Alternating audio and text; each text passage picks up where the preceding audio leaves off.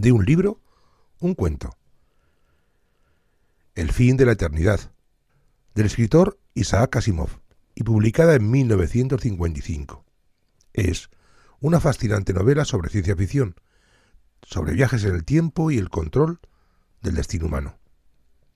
El protagonista es Arlan, que es un técnico de la eternidad. La eternidad es una organización formada solo por hombres, no hay mujeres, que manipula la historia para evitar crisis y optimizar el futuro. La trama es intrigante y el final sorprende.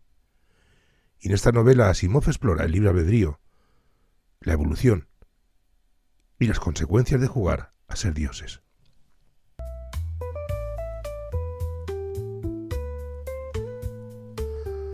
Arlan despertó con la misma sensación que había experimentado antes, la certeza de que algo había cambiado. No en el sentido en que los eternos manipulaban el tiempo,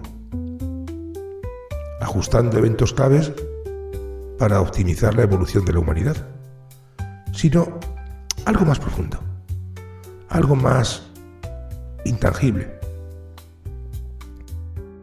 En el centro de la eternidad, en el siglo 575, era idéntico al de siempre. Pasillos blancos y fríos, luz estéril que no proyecta sombras, la ausencia de ventanas porque los eternos no necesitan mirar hacia afuera. Los ajustes de realidad se realizan con precisión matemática. Cada cambio, calculado para evitar guerras, hambrunas, catástrofes, cualquier variable que desviara a la humanidad de un futuro óptimo. Y sin embargo, ahí estaba esa extraña inquietud en su mente, una anomalía que no podía ignorar. Cuando revisó los registros, encontró lo que le perturbaba. Era un documento del siglo 580. Apareció con una palabra que no tenía sentido dentro de la eternidad. Bastián.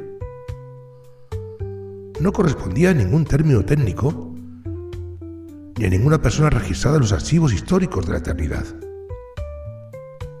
Era un nombre sin pasado, un fragmento de existencia, pues que no debería estar ahí. Arlan entonces sintió un escalofrío. La eternidad había cometido un error. Siguiendo su intuición, rastreó la anomalía hasta el siglo 580 y viajó en secreto. Emergió en una ciudad luminosa, donde los edificios parecían hechos de materiales extraños y las calles rebosaban de actividad. Pero lo más inquietante para él no fue el paisaje, sino la gente.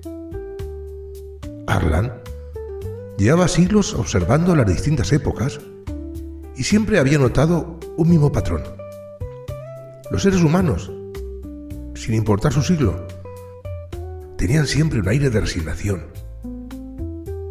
Vivían sus vidas, seguían las rutas optimizadas por la eternidad, pero siempre con una sensación latente de lo inevitable, como si un destino predeterminado los guiara sin que ellos supieran nada de ello. Aquí, en cambio, las personas eran diferentes. Se movían con propósito, con entusiasmo, con una chispa de autonomía que rara vez había visto. Fue entonces cuando encontró el nombre en los registros de esa línea temporal alterada. Bastián Lormack, un científico que había hecho un descubrimiento revolucionario. Según sus estudios, la historia de la humanidad no avanzaba de manera natural. Había sido manipulada durante milenios por una entidad fuera del tiempo. Esa entidad era la eternidad. Y Bastián Lormack quería destruirla. Arlan regresó de inmediato al centro de la eternidad y solicitó acceso a los registros internos. Si existía un cambio en la historia que permitía la existencia de Lormack, debía estar registrado en algún lado.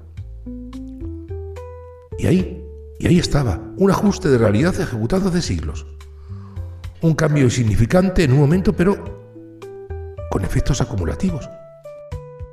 En el siglo 382, un ajuste evitó la extinción de un grupo marginal de científicos independientes.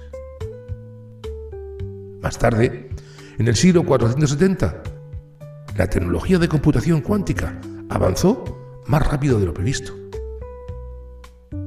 Y ya, en el siglo 570, se impulsó un cambio sutil de la educación que promovió la exploración del tiempo como un concepto físico.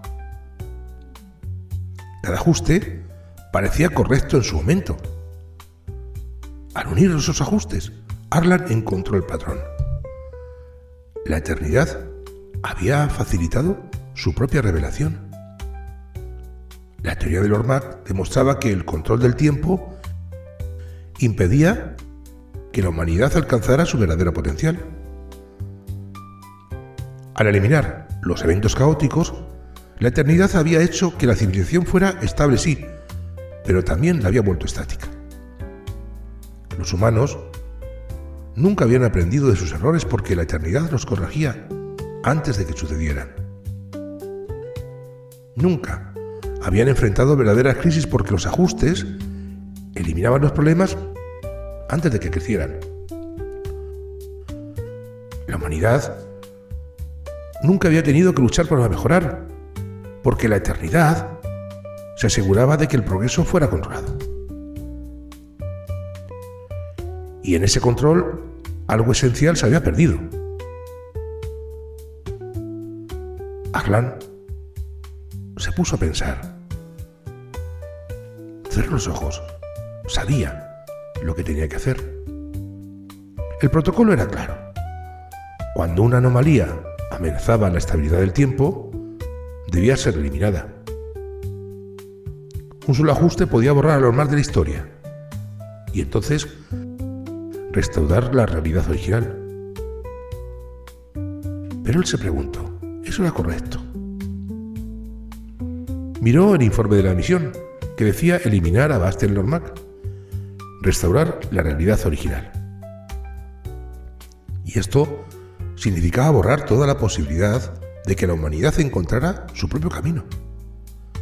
Significaba que, una vez más, la eternidad dictaría el curso del futuro sin que nadie pudiera cuestionarlo. Pensó en la gente que había visto en el siglo 580, en sus ojos llenos de vida.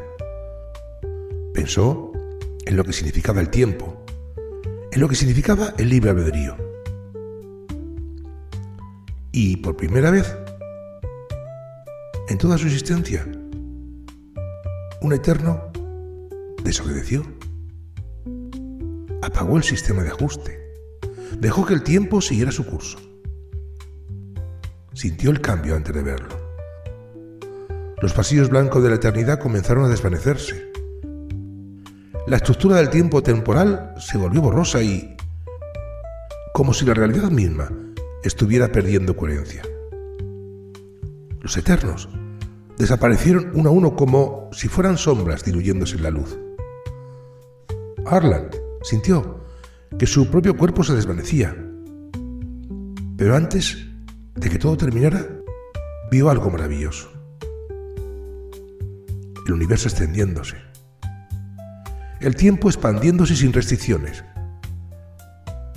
la humanidad despertando a su verdadera posibilidad, y por primera vez en siglos, el tiempo fue libre.